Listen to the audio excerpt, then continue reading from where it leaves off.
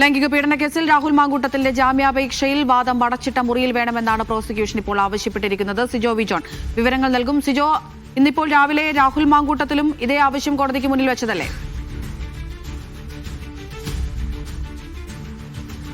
അതെ, രാഹുൽ മാങ്കൂട്ടം അത്തരത്തിലൊരു അപേക്ഷ വെച്ചിരുന്നു. അതിന് പിന്നാലെയാണ് ഇപ്പോൾ പ്രോസിക്യൂഷനും അത് ആവശ്യമാണ് എന്ന നിലപാടെടുത്തിരിക്കുന്നത്. ഇതുമായി ബന്ധപ്പെട്ട് തിരുവനന്തപുരം കോടതിയിൽ അത്തരത്തിലൊരു അപേക്ഷ ഉച്ചയ്ക്ക് അവർ നൽകുകയും ചെയ്തിട്ടുണ്ട്. സ്വാഭാവികമായി നമ്മളിപ്പോൾ പ്രതീക്ഷിക്കുന്നത് കോടതി രണ്ടുപേർ കൂടി അനുകൂലമായ തീരുമാനമെടുത്ത് അത് അടച്ചിട്ട മുറിയിൽ തന്നെ നടത്താൻ തന്നെയായിരിക്കും തീരുമാനം.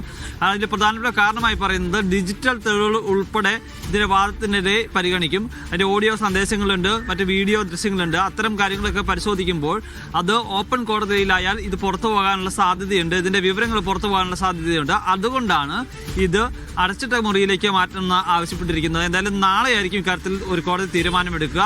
കോടതി ചേരുമ്പോൾ തന്നെ ഏത് തരത്തിൽ ഇതിന്റെ വാദം കേൾക്കണമെന്നതിൽ തീരുമാനമെടുക്കും. അതിനുശേഷമായിരിക്കും മറ്റു തുടർ നടപടികളിലേക്ക് കടക്കുകയും ചെയ്യുക.